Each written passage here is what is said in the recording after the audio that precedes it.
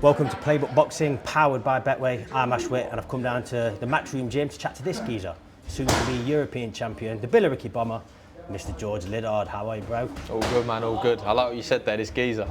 You know the We appreciate you letting us down here, mate. But listen, there's a twist. Everything I put to you today has either been pulled from the comment section on social media or sent in by our die-hard Playbook Boxing fans. So don't shoot the messenger, bro, because these questions ain't come from me. Before we get cracking, make sure you hit that subscribe button and notification bell on YouTube. It's so important to our continued growth. And make sure you follow Playbook Boxing across all of our social media accounts, the links of which you can find in the description below. Nice one. First one is a fan question. It's from MC Danny B. Surely you will fight Aaron McKenna or Denzel Bentley for a world title soon. Who do you think is the better of the two? Have you and Eddie spoken about making one of those fights next if you come through Morello? Listen, I've got to handle business August 22nd first, but you know, them two names are definitely two names that stick out there for me. Obviously, both world champions. And yeah, like I say, fortune favours the brave. You know, you've got to take these opportunities, and I'd definitely take the fights. Out of the two, I think Denzel's a lot more experienced. You know, he's got a slick, sharp style. But Aaron's, you know, he's busy, he's got fast hands. So they both represent their own challenges, but like I say, I think I'm the best middleweight there is. So, you know, either of them fights come to me, I'm willing to take it. Just on to follow up from that, obviously you're ranked higher with the IBF, aren't you? Like number 6 or something. So I'm assuming that's the route you're going to be taking. But on the other hand, he's now with Zuffa, so that, everything going on with Dana and Eddie, is that fight going to be difficult to make? Meaning you could go the WBO route, who you are also ranked with, but not as highly. We might see, you know, the politics of boxing take a toll in this. Obviously, listen, I've got the IBF Intercontinental. Like you say, I'm ranked higher in the IBF, so I feel like that fight makes more sense. You know, there's a lot of other people in front of me with the WBO, so I feel like the IBF's, you know, I've got more of a chance. But like you say, the politics of boxing might take over. But listen, all I can do is keep up my end of the deal, hopefully become a mandatory challenger, and then, you know, people have got no choice but to fight me. That Denzel Bentley fight, do you think that's like a big fight for British fight fans, isn't it? Would you agree? I think it's the biggest domestic fight at middleweight there is, you know what I mean? I think we're the two best middleweights in the country, and I think at some point, you know, I feel like there'll be a collision course. You know, me and Denzel know each other well, we've shared a lot of rounds, got a lot of respect for each other, but like I say, business is business, and if the opportunity comes up, I'm sure we'll both be interested in it.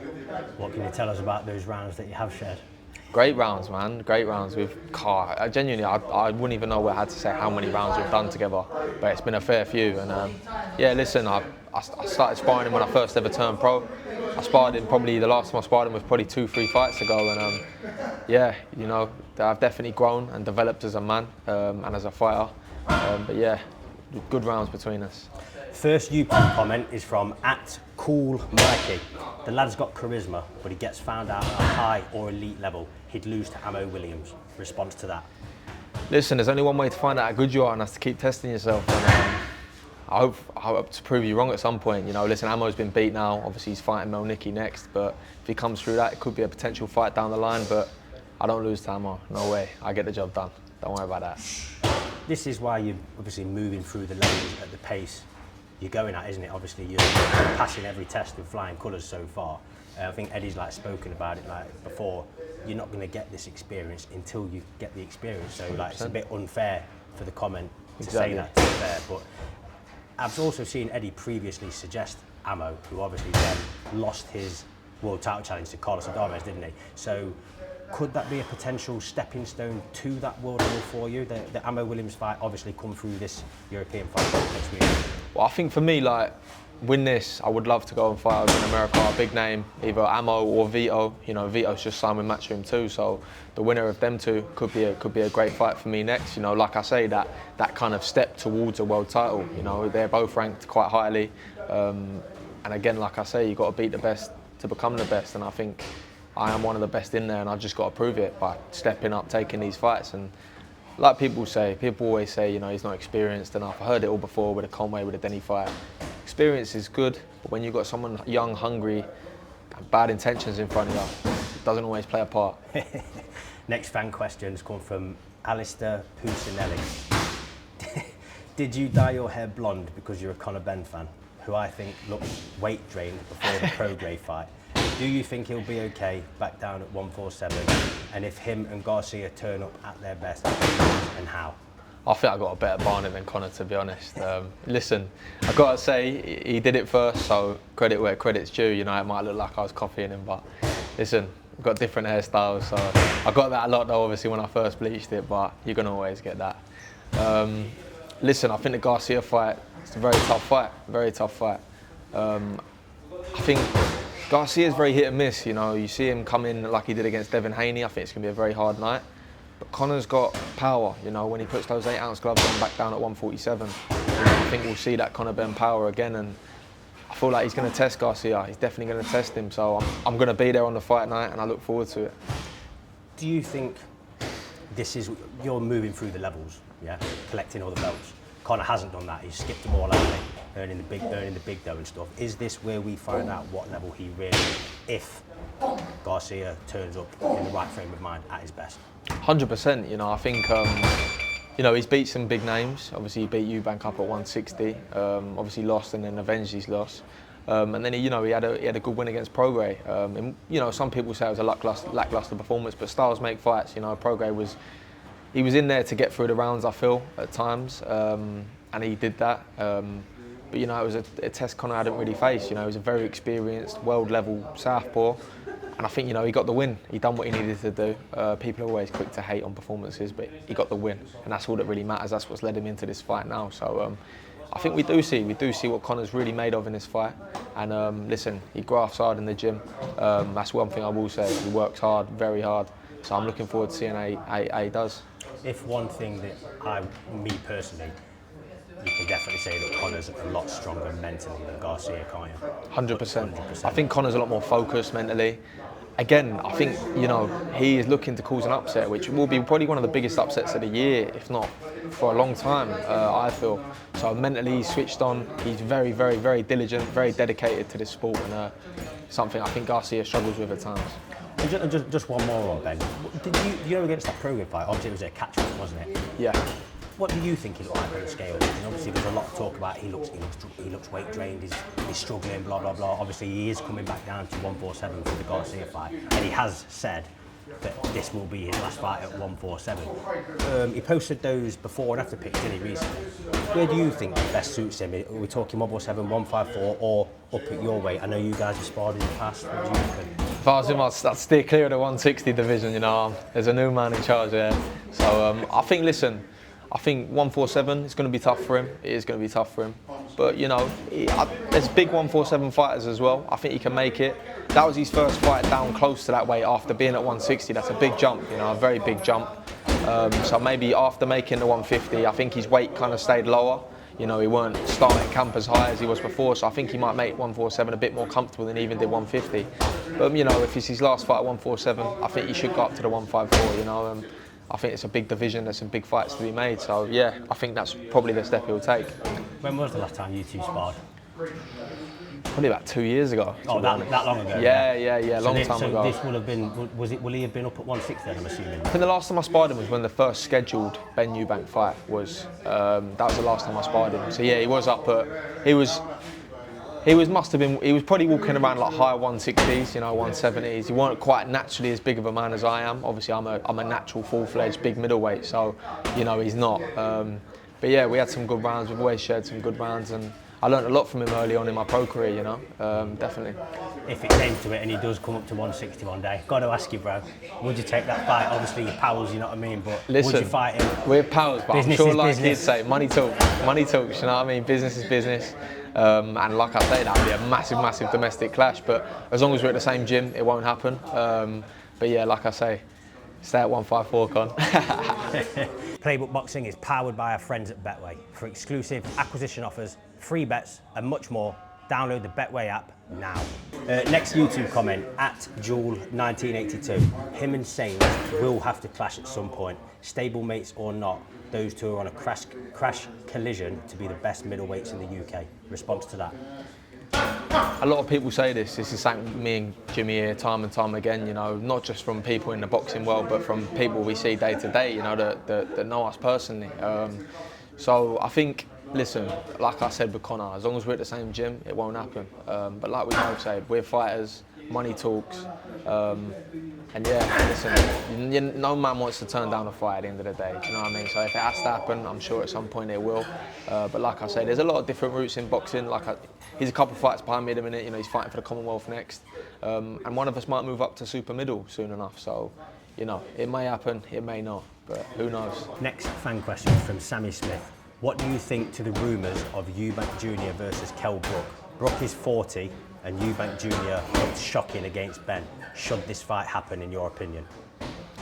Listen, like I said before many times in this interview, money talks, doesn't it, at the end of the day? If they're going to sell out an arena, I don't see why they don't do it. Is it a fight I'm interested in? Not particularly. I'd happily step in there with Eubank if he wants an actual tough fight at middleweight. But listen, like I say, money talks.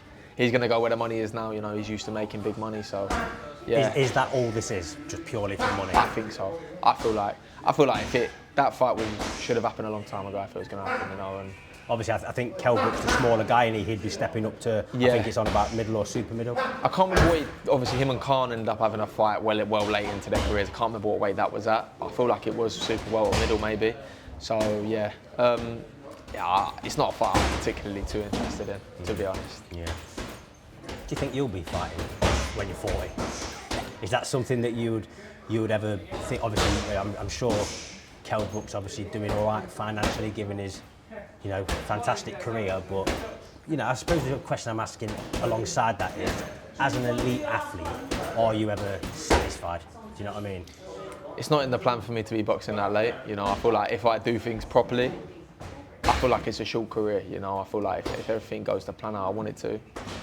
It's easy to say it now because I'm not at the tail end of my career, and I was only having this conversation the other day. It's like I cannot imagine what it feels like to retire, because as a fighter you're always looking forward to a date. You've got another day coming. So I can't imagine what it's like to never then have a date.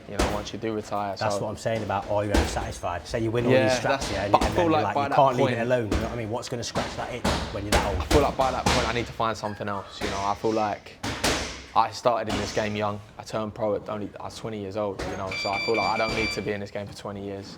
If I do it properly, 10 to 12 years should be more than enough. I can secure mine, my family's future, and everyone around me's future, So I think that's the most important thing at the end of the day when you really think about it.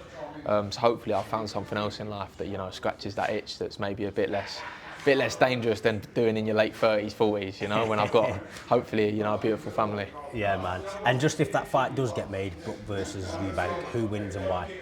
Yeah, I think Eubank wins. I think Brook's been out obviously Eubank's been inactive too at times, but he's had those 2 fights with Conor. I think he's just a bit more in shape probably than Brook probably is. I think Brook's been out for a while now. He obviously had that one fight against Khan, but he's been out a long time. So I think Eubank wins that quite comfortably. Yeah. Next YouTube comment, for context, I pulled this one from the Tyler Denny fight highlights. It's from @midlife_Mike Liddard. He found right out tonight. Anyone with a bit more power, he'd be on his back. No defence whatsoever. Reached his limit. Harsh, considering you're only 24?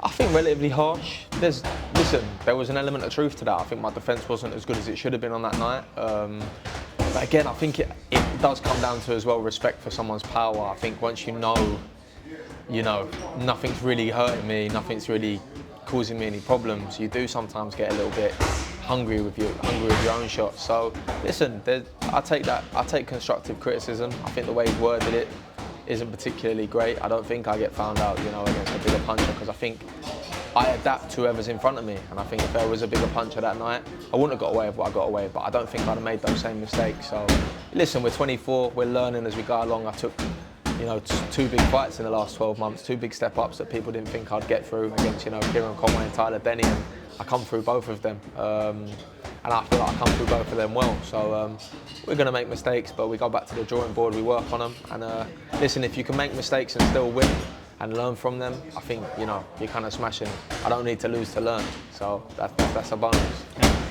That Denny fight was a banger, to be fair, bro. Absolute banger. Listen, God forbid a man likes a fight as well. Do you know what I mean? I want to put on a show for the people. So you certainly did, bro. I was, just when I was trying to find that question, there were quite a few in there saying he's took too many clean shots, blah blah blah. Was the lack of defence, as this person saying, any cause for concern for yourself or for Tony? Is that something you've since worked on since that fight, or what? Or is it just, like you say, you wanted a scrap and you was willing to do whatever? I think, you know, it was a hard camp I had. That was my first experience at Southpaw, so it presented with it new challenges, you know, and I think it's definitely something we've worked on. Now fighting another Southpaw, I've worked a lot on my defence against Southpaws, and I think, you know, I'm a much more complete, much better fighter going into this fight in terms of against Southpaws. But my defence has always been great, really. If you look throughout my career, I never really took a lot of stick, a lot of punishment. So I think, you know, being in with an experienced Southpaw was a big change for me. Maybe that, you know, highlighted some things I needed to work on, but like I say, it's good that they were highlighted with a win and not a loss, you know, and I got the job done regardless. And listen, I love a fight, I love a tear-up, man. I'm guilty for that maybe at times, but yeah, everyone enjoyed it, that's all I can say. So.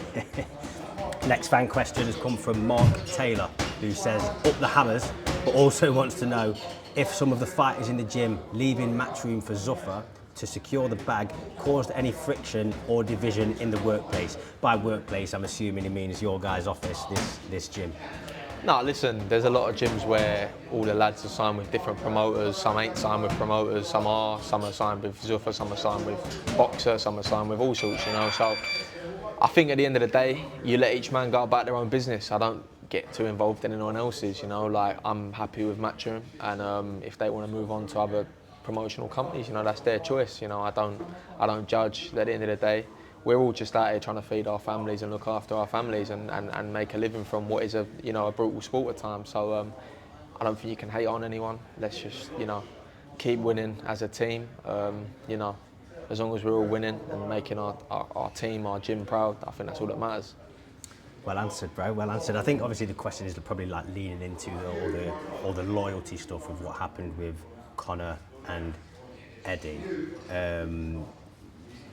Someone chucked a bag that big at you. Are you Matchroom forever, or would you were a prize fighter at the end of the day? Like, what does it all boil down to? I think even Eddie knows. Or money? I think even Eddie knows. You know, money talks a lot. I think Eddie would say the same thing. I think, you know, if that was to happen, it'd be a conversation I had with Eddie. You know, about what they can do for me. And, you know, listen, they've looked after me so far in my career. They give me big opportunities, and I'm very happy with where I'm at. So, yeah, listen, I haven't had that come, so can't really comment on it. But yeah, I'm happy with Eddie. I'm happy with Matchroom and how they've, you know, supported my career so far.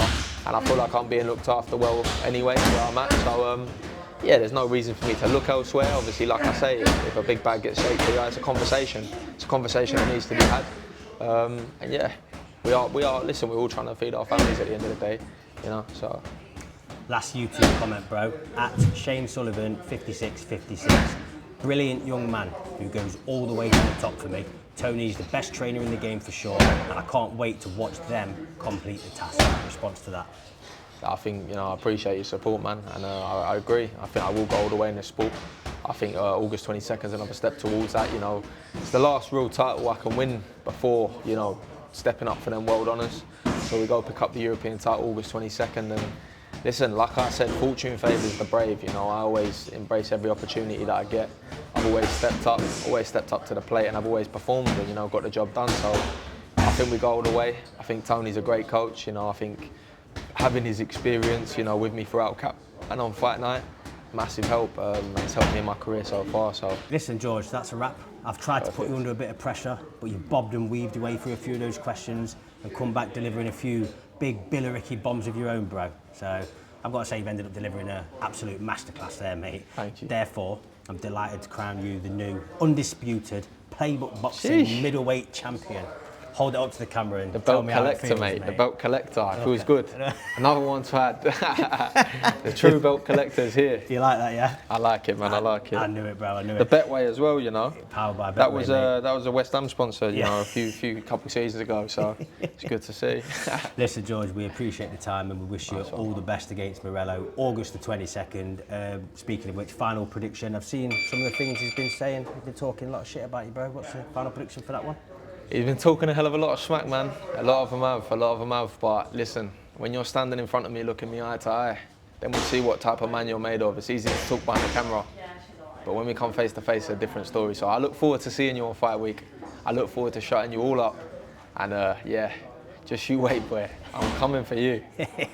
All the best, bro. And to all our viewers, you guys can watch George as he continues his journey to the top live on DAZN. If you haven't done so already, subscribe to DAZN now through the link in the description below. Nice one. Cheers again, George. Thank you.